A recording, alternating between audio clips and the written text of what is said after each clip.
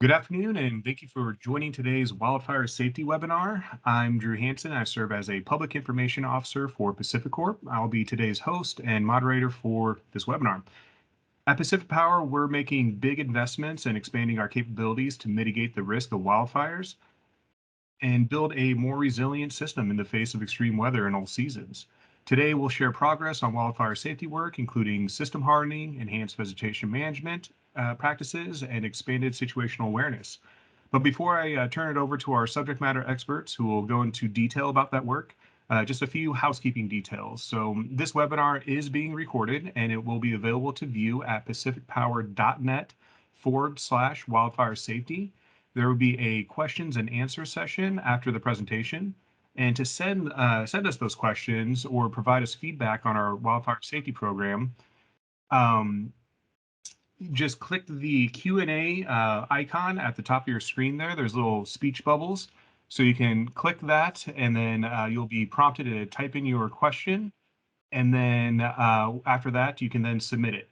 So we have a lot of material to cover and during a lot of time. So hopefully your questions will be answered during the presentation, but if not, we'll try to get to as many of those questions during the allotted time. If we're unable to get to your question due to the volume or we run out of time, or if you are in a dial-in only option, you can always email us at wildfiresafety@pacificorp.com. That's wildfiresafety, all one word, at pacificorp.com.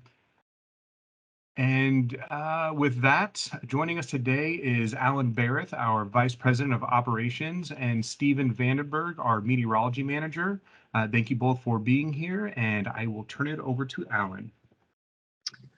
Sounds good. Thanks, Drew, and thanks everyone for joining this afternoon.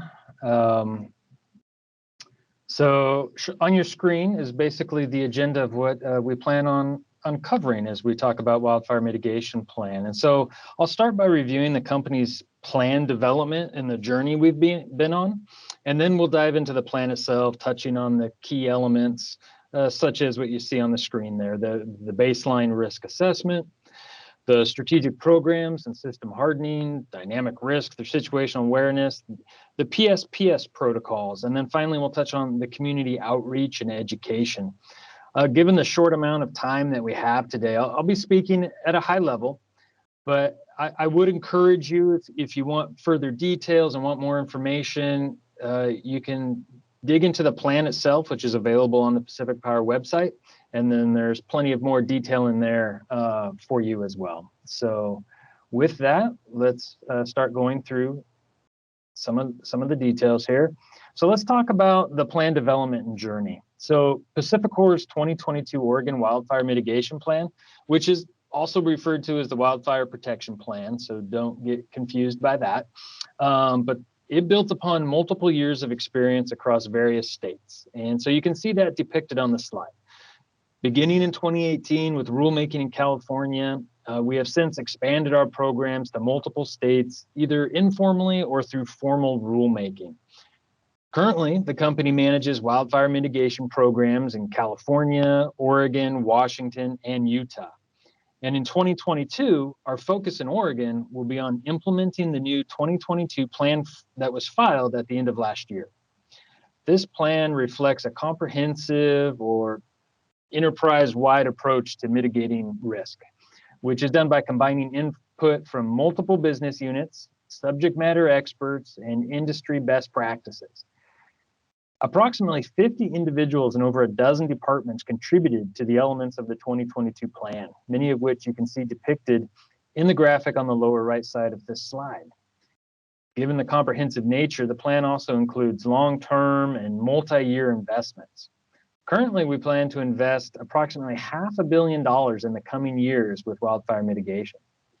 This investment is intended to reduce the risk of wildfire in Oregon by moving forward key programs such as situational awareness, line rebuilds, and enhanced inspections, just to name a few, all of which are identified in more detail in the plan I mentioned available on our website.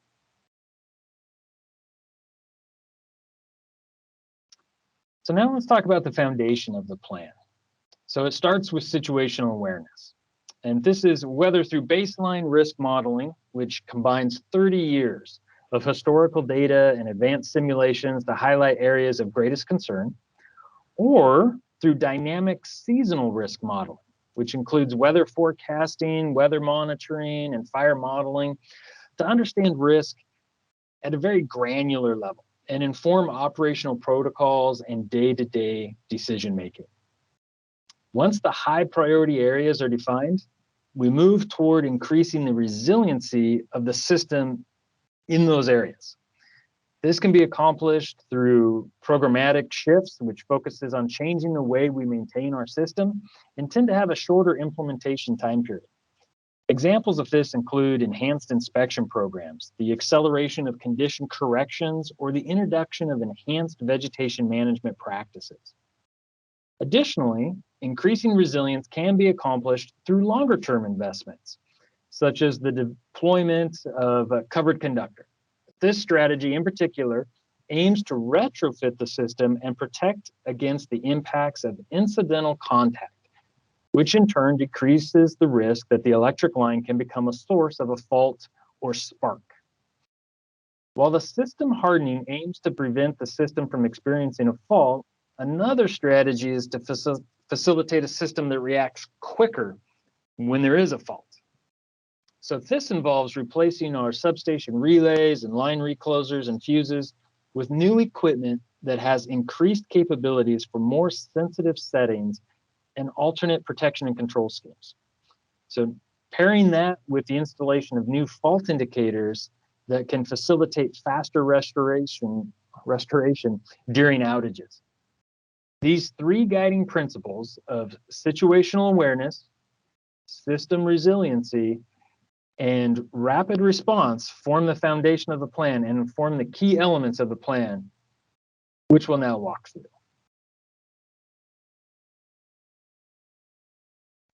So the first element of PacifiCorp's wildfire protection plan is baseline risk mapping, which informs the strategic investment.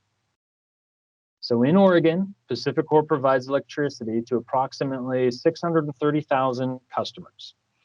And that's by 290 substations, 20,000 miles of distribution lines, and about 3,000 miles of transmission lines across nearly 21,000 square miles.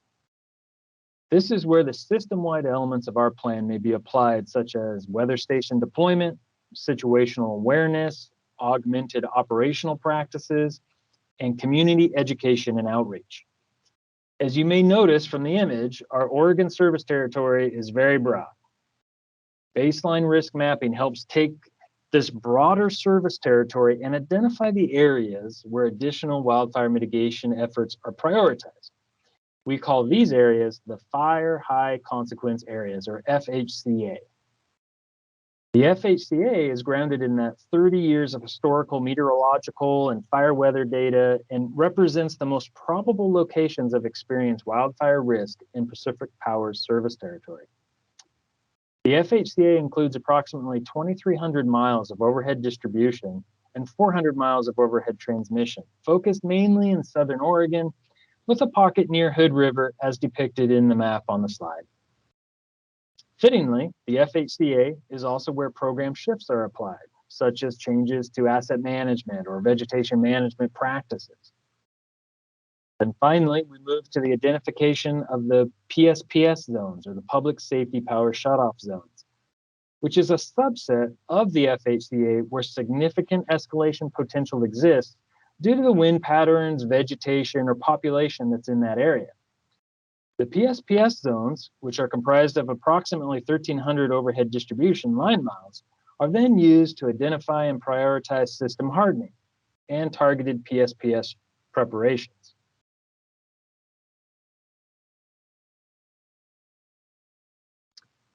So let's talk about some of the programs and strategic investment that's going on in the wildfire mitigation. The left-hand side of this slide there includes programs augmented in the FHCA areas I just talked about, and they change the way we maintain our system. These program shifts in the FHCA under asset management include increased frequency of inspections, accelerated correction of fire threat conditions, and annual IR inspections of overhead transmission lines. Now, regarding the vegetation management, we're transitioning in Oregon to a 3-year cycle. We plan to perform annual inspections in the FHCA and perform annual pole clearing of equipment poles in those areas. In addition to these programs, system hardening, which is prioritized in those PSPS zones, includes a multi-year long-term investment to rebuild lines, replace substation relays, line reclosers, and fuses. The image on the right side of the screen depicts approximately 1,200 miles of identified circuit miles that have been identified for rebuilding, 650 of which are scheduled for completion in the next 5 years. As a part of the program, these lines may be either moved, removed, or retrofitted with more resilient material, such as covered conductor, or converted to underground, or some combination of the two. At this time, the majority of the miles have been identified for retrofitting with covered conductor, but the company plans to continue evaluating each project as it moves through the project pipeline to come up with a fit-for-purpose solution that reduces the wildfire risk.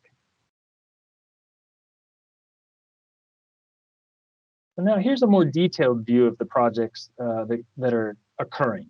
A few example projects and where we'll be working in 2022 are highlighted in the maps on the slide. And so you can see 2.3 miles completed in 2021 near Hood River. We have 30 miles planned just north of Grants Pass, which represents a $15 million investment. We have about 9 miles planned near O'Brien, which represents about $5 million investment down in Southern Oregon. Gives you a feel for where the work's going on, the level of work that's going on here in the short term as we continue to progress along the system hardening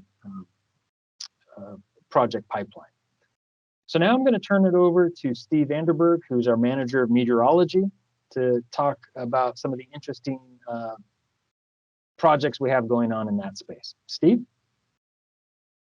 All right, thanks, Alan. So yeah, I'm going to focus on what we're doing to stay ahead of the short-term weather and wildfire-related risks. You know, Alan did a good job describing what we're doing to mitigate that long-term risk. But when it comes to the short-term, we're really doing some exciting things right now in terms of investing in technologies to help us better predict what's coming. You know, where the risks are going to be greatest. And where we're going to need to take action. So, you know, one of the first things that we've done here at Pacific Power since in the past year or so is we've really invested in in-house forecasting capabilities. Specifically, we run our own weather forecast model. It's called WRF, and it is a high-resolution model that gives us a 96-hour forecast of weather conditions and actually fuels conditions as well. So when I say fuels, I'm talking about the vegetation and specifically things like dead fuel moisture, energy release components, et cetera. So it's not just weather, but it's also the fuels environment that we're looking at. And this is great because it can tell us, you know, days in advance when the wind is coming up, where the wind is going to be strongest, where the humidity is going to be driest, where the fuels are going to be driest. And these are all very important for us if we're going to stay ahead of the weather. And this represents roughly 1 terabyte of forecast data every day. So it's a lot of data we're talking about. But actually, the other thing we're doing, which makes this even more powerful, is we are in the process of building a 30-year hourly weather reanalysis, or history, if you will, of weather conditions across our entire service territory. So what that allows us to do is the following. We can take those hourly weather and fuels information, right? And we can then start to train and build machine learning models off of that by correlating those past weather and fuels variables to past events like power outages or wildfire occurrence or tree damage, you name it. And so once that analysis is complete, what it allows us to do is then take those relationships, feed it to our operational weather forecast model that we run every day, and then we can start to translate the raw forecast into impacts. So in other words, it's no longer just telling us that, hey, this location in 3 days is going to see wind gusts to 60 miles per hour, but it also tells us here's the potential for outages. here's what the wildfire risk looks like, and here's the kind of impact that you can expect from the forecast should it verify as predicted. And so what we're really striving for is an impacts-based forecasting system. It's not just about, well, what is the wind going to do, but in terms of what's the strength of the wind going to be, but actually what is that wind impact going to be on our system? What's that wind impact going to be on the fire environment, right? And so that's really a critical piece for us to be able to stay ahead of these weather-related risks. And this is something we're actively working on, and we've already seen some results, and they're very promising. But when it comes to wildfire risk, there's sort of two things we're looking at, right? So one is just sort of diagnosing the overall environment and understanding the combination of the moisture content of the vegetation, the strength of the winds, how low is the humidity or the dryness of the air. We're looking at how does that affect the overall environment in terms of wildfire risk. But then we also need to understand where along the landscape is that risk the greatest and where the consequences could be the greatest. So the next thing we're investing in is wildfire simulation models. So what we do is we take our daily forecasts and we have them ingested into these wildfire models, which then take all this information and they simulate millions of wildfires every day across our entire service territory. And then from that, we're able to look at potential consequences. So should there be a wildfire that starts at location X, what's the potential growth of that fire? What's the potential fire behavior? What's the potential consequence to downstream populations, et cetera? And so what that allows us to do is then start to map out where the risk is greatest and how does that risk change hour by hour over the next several days. So if you start to piece this together, what you get is you get a forecasting system that can not only tell you how strong the winds are going to be or how dry the air is going to be, but it can then start to tell you where you can anticipate certain impacts, such as power outages, and where on the landscape the risk for consequential fire is the highest. And so that's very valuable for us to be able to stay ahead of these risks. And knowing this days in advance can make sure we have plans in place well before the winds arrive and the humidity drops. The next slide, please. So that's the sort of the forecasting piece. And then there's the real-time situational awareness piece. So one exciting thing we're doing this year is we are expanding our network of weather stations. And we are targeting 120 weather stations in Oregon by the end of this year. These weather stations provide us 10-minute updates on wind speed, wind gust, temperature, humidity, et cetera. And this is the information we use in real time to see what is the weather doing right now. Here's what the forecast was saying, but what's happening right now on these power lines. And that's how we do that. The exciting thing about this data is it's publicly available. So we have created a brand new website called PacificPowerWeather.com. And this pulls in all of the data from our weather stations and makes it available to our customers, to our employees, to first responders. And not only that, but we've included all the climatology of these stations in there. So for example, we typically start to see a lot of wind-related impacts when we approach something called the 99th percentile. That basically means that when wind gusts are in the top 1% of what you would normally see in any given year, that's when we typically start to see certain impacts. And that's all provided on the website. So in other words, when you start to see a lot of yellow and especially red showing up on the website, that's an indication that winds are unusually strong for the day or for those locations. The other thing about it is we're also, just for situational awareness, we're pulling in National Weather Service observations. So those would be weather stations you typically see, at an airport, right? We're pulling in weather station observations from something called RAWs, which are the weather stations that the fire agencies typically deploy out in remote areas. And we're also bringing in the transportation networks. So in other words, it's not just PacifiCorp data on this website, it's other government weather station data that is trustworthy that we can look at. And again, those two include the climatology. So it's very valuable to have. And then lastly, we have a team now of meteorologists. There are 5 full-time meteorologists, including myself. And so not only are we helping to gather all this data and interpret it and put it out in forecast products every day to the company, but then we're also here to monitor those conditions in real time and to support those day-to-day operations. And so, that's another critical piece for us is as we get into the event and as the winds show up, how are we going to be able to tell how conditions are trending compared to the forecast? And these are the ways that we're going to do that. Great, thanks, Steve. So that dynamic risk assessment that Steve was just walking us through, it informs the key decisions or changes to our operational practices during these elevated weather times.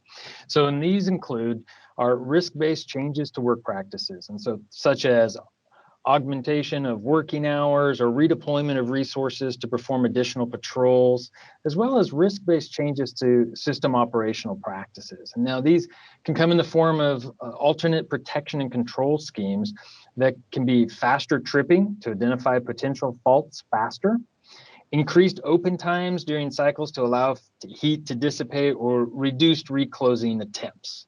So these wildfire mitigation strategies, while important, have an indirect relationship with reliability, meaning some of the steps we're taking to reduce wildfire risk can create either more frequent outages or longer outages as we're taking these additional steps. Therefore, PacifiCorp is deploying additional communicating fault indicators in strategic locations to help pinpoint fault locations, reduce patrol times, and limit the impact to customers. So we're trying to balance all of the mitigation strategies with the reliability of the system as well. And finally, public safety power shutoffs or PSPS events. So we have daily assessments and status reports are used to assess forecasted risk and whether or not PSPS protocols should be implemented. So let's look in a little more detail at that. So PSPS is a tool that may be used by utilities as a measure of last resort to reduce the risk of wildfires. And we understand the impact that PSPS events can have on community and have on our customers. Therefore, at the core of our decision making and the overall PSPS program is balancing the risk of conditions surrounding a potential event with the risk that's created by the de-energization of the system itself. Throughout fire season, situational awareness is leveraged to continuously monitor conditions. As risk increases, we then incorporate a range of additional factors into assessing the need to implement a PSPS. Such factors include real-time monitoring of location conditions, weather forecasting, and dynamic input from public safety partners, where we reach out to the community to understand what's going on locally and what should be incorporated into the decision-making process. When PSPS is implemented, PacifiCorp focuses on key communication protocols, including advance notice to public safety partners and key updates to all customers and critical facilities throughout the event. In 2022, we are looking to continue to evolve that coordination and communication as we work to stand up a public safety partner portal. While still in its initial development, this portal will eventually serve as a consistent place where our public safety partners can access key information and GIS shape files during and leading up to an event. And for context, as you see on the screen there on the left-hand side, for PSPS zone information, there's 13 zones that have been identified inside Oregon, which is approximately 46,000 customers, and 2,000 overhead line miles are in those areas. In the event that a PSPS must be implemented as a measure of last resort, Pacific Power leverages 3 different programs to mitigate the potential impacts to customers and communities. If needed, we have the ability to activate community resource centers at pre-identified locations that are all within 15 miles of the various PSPS zones. When activated, these CRCs provide critical services to customers and community members, such as shelter, restrooms, charging stations, on-site medical support, refrigeration, and ice. Total count of these locations so far is 22. In addition, Pacific Power has been actively engaging public safety partners to plan and prepare for PSPS and other wildfire-related emergencies. Some examples completed to date are included on the right-hand side of the slide there.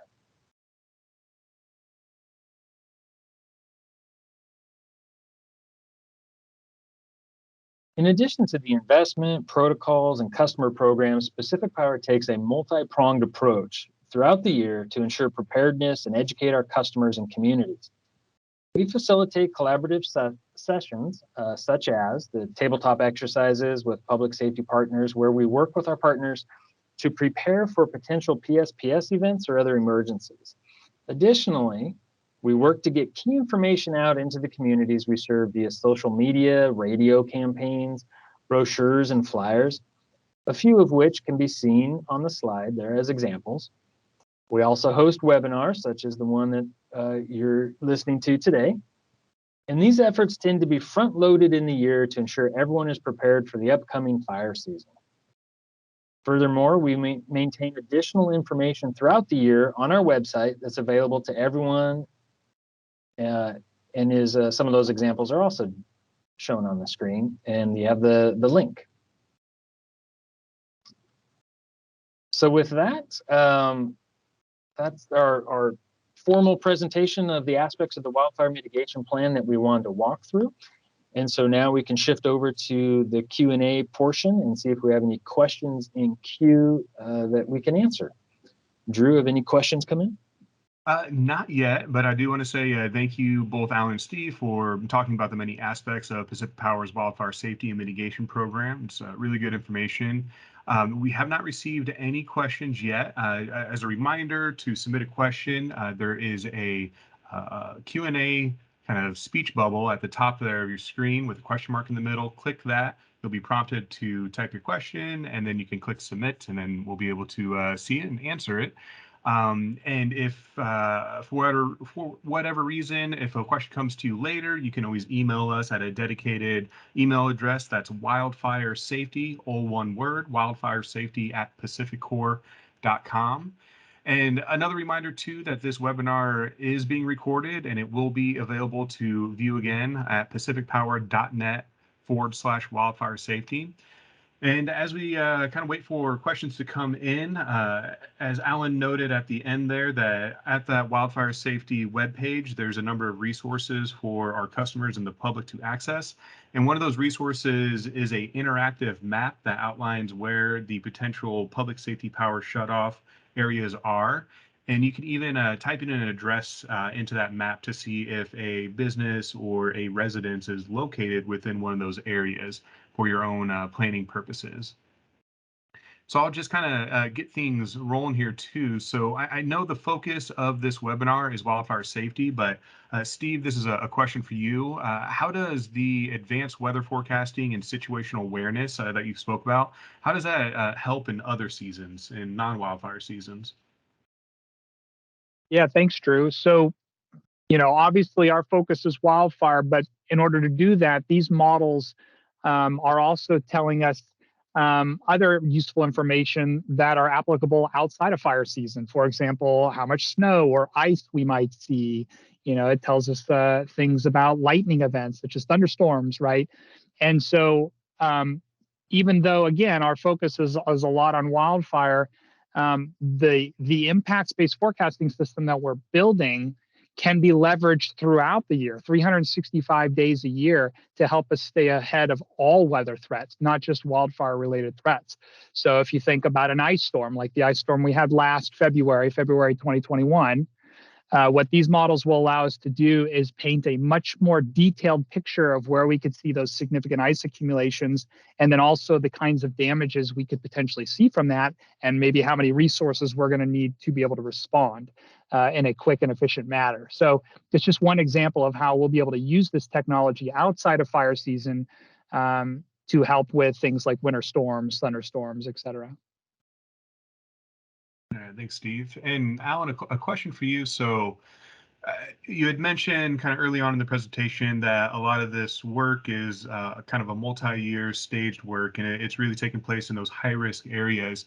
Can you maybe speak at a high level on kind of the rollout of the program? I know it's been in the works for a few years too, but just kind of like the scope and kind of the length of the program and what that looks like. Sure, thanks, Drew. Yeah, that's important to put into context. So when you think of Oregon putting forward a wildfire mitigation plan that involves 1,200 miles of line rebuilds, that is a very large effort that will take a number of years to complete. And so while we've got started on this journey a couple years ago, it continues into the future as a long-term investment and is prioritized in those FHCA areas. And so while that's going on in the long term, multi-years, we've moved these large projects through, and then we'll look to expand that to other areas. That's why it's important that we couple that concept with what Steve was talking about, which is a situational awareness for across our service territory and more dynamic response to weather and operational practices in the short term, while we're working on this longer term system hardening, system resiliency effort to reduce wildfire risk. All right, thanks for that, Alan. Still no questions coming in. Reminder, there's a Q&A button at the top of the screen there. You can click on that and then type in a question. Let's see here. All right, a question did come in. So this individual is new to the Pacific Northwest, and they see that there is a wildfire safety checklist on the website. What are some other, top things that they can do to prepare for a season? So leading up to the season. So similar to how us, Pacific Power, are, taking steps to strengthen our system and enhance our situational awareness. What are some steps that individuals can take to help prepare ahead of the season? So I would think good, wildfire kind of preparedness for customers would be almost along the lines of good outage preparedness, right? Which is if in your household, if there are individuals who have medical equipment and all that, that an outage is more impactful, we'd want to make sure that you reach out to us and make sure that we understand that at your household there's a medical equipment, right? And that there's options then that we can help you with as far as providing information about battery backup availability or portable generation. So there's that aspect, which also just helps not only for, say, outages that reduce wildfire risk, but outages that are occurring throughout the year. So there's that type of preparedness for power outages. There's also just the good awareness of your own property.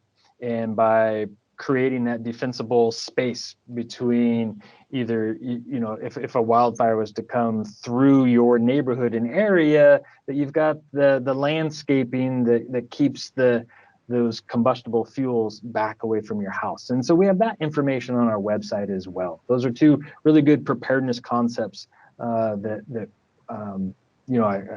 is available for our customers to consider as they prepare for the fire season. Thank you for that, Alan. And I'll just reinforce too the importance of making sure that your contact information is up to date with the utility. So that way, if there is an emergency, we know the best way to get a hold of you to give you a heads up. And then also you can sign up for alerts via our app. And what that does is if there is an outage, you can get text alerts letting you know potential estimated time of restoration, how many customers are impacted, so on and so forth. And then just speaking generally about the wildfire safety web pages on the Pacific Power website, that there are emergency preparedness and outage kit checklists available on there. There's general information on how to build out defensible space, as Alan had mentioned, and just some great resources in there to help you get prepared ahead of the wildfire season. And then to your local firewise communities or agencies, and then emergency management groups are also great resources for general emergency management preparedness too. So seek those out as a resource and get information from them as well. So no additional questions have come in at this point. Again, I'll just state that you can email us at any time at our dedicated wildfire safety email. That's wildfiresafety, all one word, at pacificorp.com.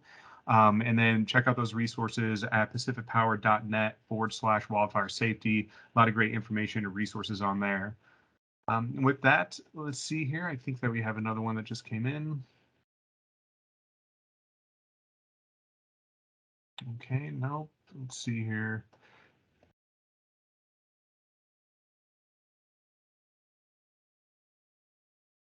I think that we can safely conclude this webinar at this point. Again, this is being recorded and it will be available for viewing on the wildfire safety page on pacificpower.net and our YouTube channel as well. I want to thank you all for being here today and listening to this important conversation. And again, thank you to Alan and Stephen for going into detail about Pacific Power's wildfire mitigation program. Thanks, Drew. Thanks, everyone. Thank you all. Have a wonderful day.